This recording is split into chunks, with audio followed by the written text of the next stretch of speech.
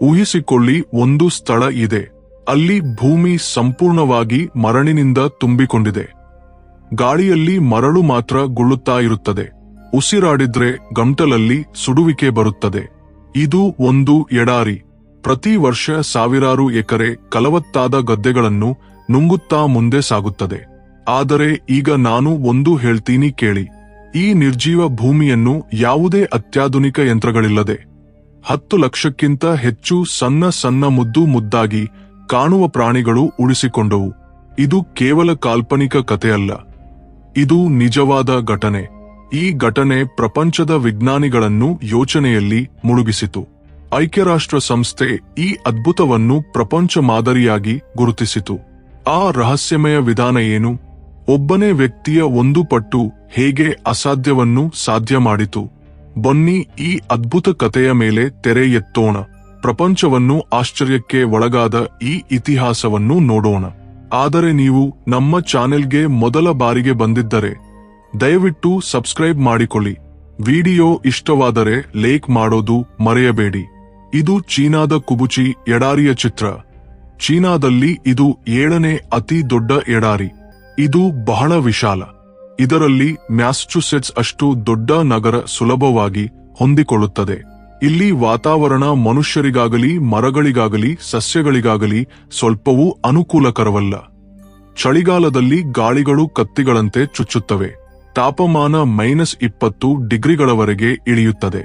ಬೇಸಿಗೆಯಲ್ಲಿ ಭೂಮಿ ಬೆಂಕಿಯಂತೆ ಸುಡುತ್ತದೆ. ಆದರೆ ಕೆಲವು ದಶಕಗಳ ಹಿಂದೆ ಇಲ್ಲಿ ಹೀಗಿರಲಿಲ್ಲ. ಇಲ್ಲಿ ಗದ್ದೆಗಳಿದ್ದವು, ಊರುಗಳಿದ್ದವು, ನದಿಗಳಿದ್ದವು, ಹುಲ್ಲುಗಾವಲುಗಳಿದ್ದವು. ನಂತರ ಎಲ್ಲವೂ ಬದಲಾಯಿತು. ಗಾಳಿಗಳು ಬಲವಾಗಿ ಬೀಸಲಾರಂಭಿಸಿದವು. ಹುಲ್ಲು ಕಣ್ಮರೆಯಾಯಿತು. ಎಡಾರಿ ಮುಂದೆ ಸಾಗತೊಡಗಿತು.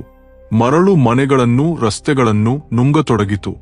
ಜನರು ತಮ್ಮ ಮನೆಗಳನ್ನು ಬಾಂಧವ್ಯಗಳನ್ನು ಬಿಟ್ಟು ಹೋದರು. 19ನೇ ಶತಮಾನದ 60ರ ಹೊತ್ತಿಗೆ ಚೀನಾ ಸರ್ಕಾರ ಈ ಎಡಾರಿಯನ್ನು ನಿಲ್ಲಿಸಲು ಪ್ರತಿ ಪ್ರಯತ್ನ ಮಾಡಿತು.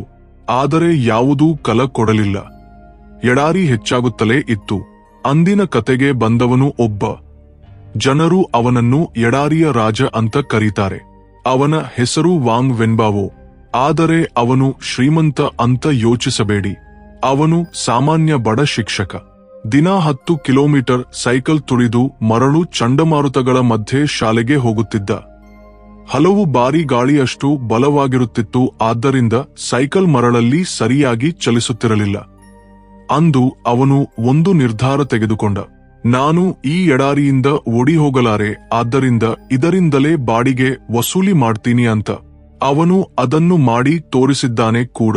ತನ್ನ ಜೀವನದ ಉಳಿತಾಯ ಮತ್ತು ಸಾಲದ ಹಣದಿಂದ 19ನೇ ಶತಮಾನದ 88ರಲ್ಲಿ ಒಂದು ಸಣ್ಣ ಉಪ್ಪು ಕಂಪನಿಯೊಂದಿಗೆ ಒಂದು ದೊಡ್ಡ ಪ್ರಯೋಗ ಶುರು ಮಾಡಿದ. ಕೋಟಿಗಟ್ಟಲೆ ಡಾಲರ್ಗಳು ಖರ್ಚು ಮಾಡಿ 5 ಕೋಟಿಗಿಂತ ಹೆಚ್ಚು ವಿಲೋ ಮರಗಳನ್ನು ನೆಟ್ಟ. ಸಾವಿರಾರು ಚದರ ಮೈಲಿ ಬಂಜರು ಭೂಮಿಯನ್ನು ಹಸಿರಾಗಿ ಮಾಡಬೇಕೆಂದು ಕನಸು ಕಂಡ. ಜನರು ಅವನನ್ನು ಹುಚ್ಚ ಅಂತ ಹೇಳಿದರು. ಆದರೆ ಅವನು ನಿಲ್ಲಲಿಲ್ಲ. ಮರಳು ಸಮುದ್ರದಲ್ಲಿ ಲಕ್ಷಾಂತರ ಕುಂಡೇಲುಗಳಿವೆ. ಅವನು ಮಾಡಿದ ಅತ್ಯಂತ ಆಶ್ಚರ್ಯಕರ ಕೆಲಸ ಇನ್ನೂ ಉಳಿದಿದೆ. ಕೇವಲ ಮರಳು ಮತ್ತು ಚಳಿ ಮಾತ್ರ ಇರುವ ಆ ಸ್ಥಳದಲ್ಲಿ ವಾಂಗ್ ವೆನ್ಬಾವೋ ಯಾರೂ ಊಹಿಸದ ಕೆಲಸ ಮಾಡಬೇಕೆಂದು ಯೋಚಿಸಿದ. ಎಡಾರಿಯಲ್ಲಿ ಕುಂಡೇಲುಗಳನ್ನು ಸಾಕುವುದು. ಹೌದು, ಕುಂಡೇಲುಗಳು. ಈ ಒಣಗಿದ ಎಡಾರಿಯಲ್ಲಿ ಈಗ 40 ಲಕ್ಷಕ್ಕಿಂತ ಹೆಚ್ಚು ರೆಕ್ಸ್ ರ್ಯಾಬಿಟ್ಗಳು ವಾಸಿಸುತ್ತಿವೆ. ಇವು ಸಾಮಾನ್ಯ ಕುಂಡೇಲುಗಳಲ್ಲ. ಇವು ಟ್ರೆಂಚ್ ತಳಿ ರೆಕ್ಸ್ ರ್ಯಾಬಿಟ್ಗಳು. ತುಪ್ಪಳ ಉದ್ಯಮದಲ್ಲಿ ಇವನ್ನು ಬಿಳಿ ಚಿನ್ನ ಅಂತ ಕರೀತಾರೆ. ಇವುಗಳ ತುಪ್ಪಳ ಮೃದುವಾದ ಮೊಖಮಲ್ ತರಹ.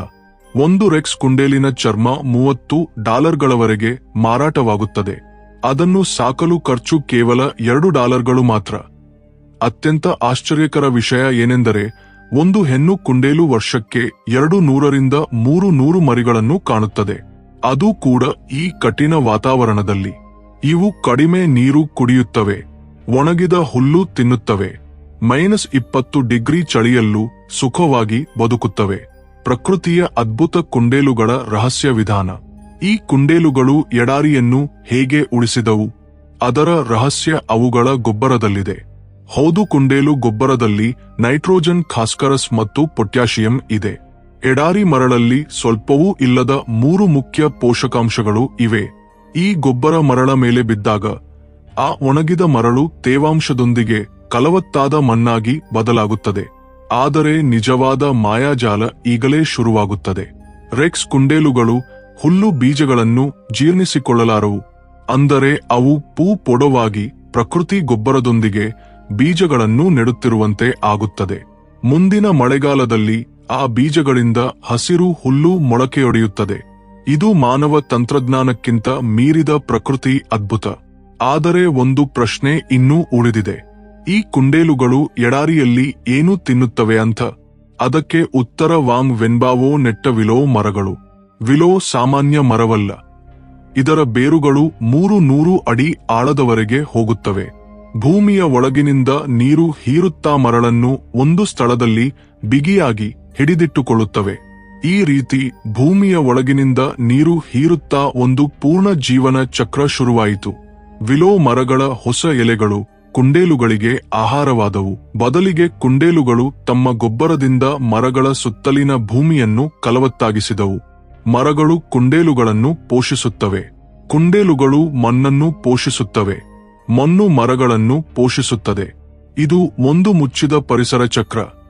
ಇದರಲ್ಲಿ ಏನೂ ವ್ಯರ್ಥವಲ್ಲ. ಕೇವಲ 10 ವರ್ಷಗಳಲ್ಲೇ 3 ಕೋಟಿಗಿಂತ ಹೆಚ್ಚು ಮರಗಳು ಸಾವಿರಾರು ಮೈಲಿ ಉದ್ದಕ್ಕೂ ಒಂದು ಹಸಿರು ಗೋಡೆಯನ್ನು ರಚಿಸಿದವು. ಇದು ಗಾಳಿಯ ವೇಗವನ್ನು 90% ಕಡಿಮೆ ಮಾಡಿತು. ಸೌರ ಶಕ್ತಿಯ ಮಾಯಾಜಾಲ ಎಡಾರಿಯಲ್ಲಿ ಶಕ್ತಿ ಕ್ರಾಂತಿ. ವಾಂಗ್ ವೆನ್ಬಾವೋ ಅಲ್ಲಿ ನಿಲ್ಲಲಿಲ್ಲ. ಈ ಎಡಾರಿಯನ್ನು ಒಂದು ದೊಡ್ಡ ಸೌರ ಶಕ್ತಿ ಕೇಂದ್ರವಾಗಿ ಮಾರ್ಪಡಿಸಿದ. ಇಲ್ಲಿ ಜೂನ್ಮಾ ಸೋಲಾರ್ ಪವರ್ ಪ್ಲಾಂಟ್ ನಿರ್ಮಿಸಿದ. 1,76,000 ಸೋಲಾರ್ ಪ್ಯಾನೆಲ್ಗಳನ್ನು ಓಡುತ್ತಿರುವ ಕುದುರೆ ಆಕಾರದಲ್ಲಿ ಅಳವಡಿಸಿದ. ಬಾಹ್ಯಾಕಾಶದಿಂದ ನೋಡಿದ್ರೆ ಇದು ಪ್ರಪಂಚದ ಅತಿ ದೊಡ್ಡ ಶಕ್ತಿ ಕಲಾಕೃತಿಯಂತೆ ಕಾಣುತ್ತದೆ.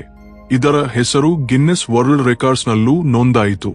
ಈ ಪ್ಲಾಂಟ್ ಪ್ರತಿ ವರ್ಷ ಮಯಾಮಿ ನಗರ ಅಷ್ಟು ವಿದ್ಯುತ್ ಉತ್ಪಾದಿಸುತ್ತದೆ. ಆದರೆ ಇದರ ವಿಶೇಷತೆ ಕೇವಲ ವಿದ್ಯುತ್ ಉತ್ಪಾದನೆ ಮಾತ್ರವಲ್ಲ. ಈ ಸೋಲಾರ್ ಪ್ಯಾನೆಲ್ಗಳು ಗಾಳಿಯ ವೇಗವನ್ನು 50% ಕಡಿಮೆ ಮಾಡುತ್ತವೆ. ಕೆಳಗೆ ನೆರಳು ಸೃಷ್ಟಿಸುತ್ತವೆ. ಅಲ್ಲಿ ಹುಲ್ಲು ಬೆಳೆಯುತ್ತದೆ. ಆ ಹುಲ್ಲನ್ನು ತಿನ್ನಲು ಕುಂಡೇಲುಗಳನ್ನು ಕುರಿಗಳನ್ನು ಬಿಡುತ್ತಾರೆ. ಅಂದರೆ ಸೋಲಾರ್ ಪ್ಯಾನೆಲ್ಗಳ ಕೆಳಗೆ ಒಂದು ಹೊಸ ಪರಿಸರ ವ್ಯವಸ್ಥೆ ರೂಪುಗೊಂಡಿದೆ. ಪ್ರಕೃತಿ ಮತ್ತೆ ಬಂದಿತು. ಪ್ರಕೃತಿ ಕೃತಜ್ಞತೆ ತೋರಿತು. ಇಷ್ಟು ವರ್ಷಗಳ ಕಷ್ಟದ ನಂತರ ಪ್ರಕೃತಿ ಸ್ಪಂದಿಸಿತು. 2023ರ ಒಂದು ವರದಿ ಪ್ರಪಂಚವನ್ನು ಆಶ್ಚರ್ಯಕ್ಕೆ ಒಳಗು ಮಾಡಿತು. ಕುಬುಚಿಯಲ್ಲಿ ಕಾಡು ಜಿಂಕೆಗಳು, ಎಡಾರಿ ನರಿಗಳು ಮತ್ತು ವಲಸೆ ಹಕ್ಕಿಗಳ ಸಂಖ್ಯೆ 19ನೇ ಶತಮಾನದ 70ರೊಂದಿಗೆ ಹೋಲಿಸಿದ್ರೆ 4 ಪಟ್ಟು ಹೆಚ್ಚಾಗಿದೆ. ಕಣ್ಮರೆಯಾದ ಜಾತಿಗಳು ಮತ್ತೆ ಕಾಣಿಸಿಕೊಳ್ಳತೊಡಗಿದವು. ಭೂಮಿಯ ಕೆಳಗೆ ನೀರು ಭೂಗರ್ಭಜಲ 20 ವರ್ಷಗಳಲ್ಲಿ 6 ಅಡಿ ಮೇಲೆ ಬಂದಿದೆ. ಗಾಳಿಯಲ್ಲಿ ಈಗ ಮರಳಲ್ಲ ಮಣ್ಣಿನ ವಾಸನೆ ಬರುತ್ತದೆ. ಸತ್ತ ಭೂಮಿ ಈಗ ಬದುಕಿ ಎದ್ದಿದೆ. ಆಸ್ಟ್ರೇಲಿಯಾ ಕಲಿಸಿದ ಪಾಠ. ಒಂದೇ ಪ್ರಾಣಿ 2 ಭಿನ್ನ ಕತೆಗಳು. ಇದೇ ಕುಂಡೇಲುಗಳು ಆಸ್ಟ್ರೇಲಿಯಾದಲ್ಲಿ ಶಾಪವಾದವು. 19ನೇ ಶತಮಾನದಲ್ಲಿ ಬೇಟೆಗಾಗಿ ಕೇವಲ 24 ಕುಂಡೇಲುಗಳನ್ನು ಆಸ್ಟ್ರೇಲಿಯಾಕ್ಕೆ ತಂದರು. 50 ವರ್ಷಗಳಲ್ಲಿ ಅವುಗಳ ಸಂಖ್ಯೆ 100 ಕೋಟಿಗಿಂತ ಹೆಚ್ಚಾಯಿತು. ಅವು ಎಲ್ಲ ಹುಲ್ಲನ್ನು ತಿಂದು ಆಸ್ಟ್ರೇಲಿಯಾದ ದೊಡ್ಡ ಭಾಗವನ್ನು ಎಡಾರಿಯಾಗಿ ಮಾರ್ಪಡಿಸಿದವು. ಸರ್ಕಾರ ಅವನ್ನು ನಿಲ್ಲಿಸಲು ಎಲ್ಲ ಮಾಡಿತು, ಆದರೆ ವಿಫಲವಾಯಿತು. ಆದರೆ ಚೀನಾದಲ್ಲಿ ಅದ್ಭುತ, ಆಸ್ಟ್ರೇಲಿಯಾದಲ್ಲಿ ವಿನಾಶ ಏಕೆ? ವ್ಯತ್ಯಾಸ ಮಾನವ ವಿಧಾನದಲ್ಲಿದೆ. ಕುಬುಚಿಯಲ್ಲಿ ಕುಂಡೇಲುಗಳನ್ನು ಹೊರಗೆ ಬಿಡಲಿಲ್ಲ. ಅವನ್ನು ನಿಯಂತ್ರಿತ ಮುಚ್ಚಿದ ಪರಿಸರ ಚಕ್ರದ ಭಾಗ ಮಾಡಿದರು. ಇದು ಕೇವಲ ಕುಂಡೇಲುಗಳನ್ನು ಸಾಕುವುದಲ್ಲ. ಇದು ಒಂದು ಕಾರ್ಯತಂತ್ರದ ಪರಿಸರ ವ್ಯವಸ್ಥೆ ಸೃಷ್ಟಿ. ನಮ್ಗೆ ಇದು ಒಂದು ಪಾಠ. ಕುಬುಚಿ ಕಥೆ ನಮ್ಮ ದೇಶಕ್ಕೆ ಬಹಳ ದೊಡ್ಡ ಪಾಠ. ನಮ್ಮಲ್ಲೂ ಅನೇಕ ಪ್ರದೇಶಗಳು ನಿಧಾನವಾಗಿ ಬಂಜರಾಗುತ್ತಿವೆ. ಎಡಾರಿ ಅಪಾಯ ಹೆಚ್ಚುತ್ತಿದೆ. ನಾವು ದೊಡ್ಡ ದೊಡ್ಡ ವಿದೇಶಿ ತಂತ್ರಜ್ಞಾನಗಳ ಬಗ್ಗೆಯೂ ಬಹು ಕೋಟಿ ಡಾಲರ್ ಪ್ರಾಜೆಕ್ಟ್ಗಳ ಬಗ್ಗೆಯೂ ಯೋಚಿಸುತ್ತೇವೆ. ಆದರೆ ಕುಬುಚಿ ಮಾದರಿ ಕಲಿಸೋದು ಏನೆಂದರೆ ಹಲವು ಬಾರಿ ಅತಿ ದೊಡ್ಡ ಪರಿಹಾರಗಳು ಪ್ರಕೃತಿಯಲ್ಲೇ ಅಡಗಿವೆ. ಬೇಕಾದ್ದು ಸರಿಯಾದ ಯೋಜನೆ ಮತ್ತು ಪ್ರಕೃತಿಯೊಂದಿಗೆ ಕೆಲಸ ಮಾಡುವುದು. ನಾವು ನಮ್ಮ ದೇಶದಲ್ಲಿ ಇಂತಹ ಪ್ರಕೃತಿ ಆಧಾರಿತ ಪರಿಹಾರಗಳನ್ನು ಕಂಡುಹಿಡಿಯಬಹುದೇ? ನಮ್ಮ ಸ್ಥಳೀಯ ಅಗತ್ಯಗಳಿಗೂ ಮರಗಳ ಸಸ್ಯಗಳಿಗೂ ತಕ್ಕಂತೆ ಒಂದು ಮಾದರಿ. ಹಳೆಯ ಜ್ಞಾನ ಮತ್ತು ಸೌರಶಕ್ತಿ ತರಹದ ಹೊಸ ತಂತ್ರಜ್ಞಾನಗಳ ಅತ್ಯುತ್ತಮ ಸಂಯೋಜನೆ. ಈ ಮಾದರಿ ಹೇಳೋದು ಏನೆಂದರೆ ಪರಿಸರವನ್ನು ರಕ್ಷಿಸುವುದು ಕೇವಲ ಖರ್ಚಲ್ಲ. ಇದನ್ನು ಲಾಭದಾಯಕ ವ್ಯಾಪಾರವಾಗಿ ಮಾರ್ಪಡಿಸಬಹುದು. ಅದರಿಂದ ಸಾವಿರಾರು ಜನರಿಗೆ ಉದ್ಯೋಗ ಸಿಗುತ್ತದೆ. ಇದು ಒಂದು ಆಶಾಕಿರಣದ ಕತೆ. ಮರಳಿನಿಂದ ತುಂಬಿದ ಬಂಜರು ಭೂಮಿ ಈಗ ಆಶಾಕಿರಣವಾಯಿತು. ಇಲ್ಲಿ ಮನುಷ್ಯರು ಪ್ರಕೃತಿಯನ್ನು ಗೆದ್ದಿಲ್ಲ, ಅದರೊಂದಿಗೆ ಸಾಮರಸ್ಯದಲ್ಲಿ ಬದುಕುವುದು ಕಲಿತರು. ಚೀನಾ ಒಂದು ಎಡಾರಿಯನ್ನು ಮತ್ತೆ ಬದುಕಿಸಿದ್ರೆ ಪ್ರಪಂಚದ ಉಳಿದ ಭಾಗಗಳನ್ನು ಯಾರು ನಿಲ್ಲಿಸಬಲ್ಲರು? ನಿಮ್ಮ ಅಭಿಪ್ರಾಯ ಏನು? ಇಂತಹ ಹಸಿರು ಅದ್ಭುತಗಳು ನಮ್ಮ ಗ್ರಹವನ್ನು ಉಳಿಸಬಲ್ಲವೇ? ನಿಮ್ಮ ಯೋಚನೆಗಳನ್ನು ಕೆಳಗೆ ಕಾಮೆಂಟ್ಗಳಲ್ಲಿ ಖಂಡಿತ ಶೇರ್ ಮಾಡಿ. ಈ ಅವಿಶ್ವಸನೀಯ ಕತೆ ನಿಮ್ಗೆ ಇಷ್ಟವಾದರೆ ವಿಡಿಯೋ ಲೈಕ್ ಮಾಡೋದು ಮತ್ತು ನಮ್ಮ ಚಾನೆಲ್ ಸಬ್ಸ್ಕ್ರೈಬ್ ಮಾಡೋದು ಮರೆಯಬೇಡಿ. ಇಂತಹ ಆಶ್ಚರ್ಯಕರ ಕತೆಗಳನ್ನು ನಿಮಗಾಗಿ ತಂದುಕೊಡುತ್ತಲೇ ಇರುತ್ತೇವೆ.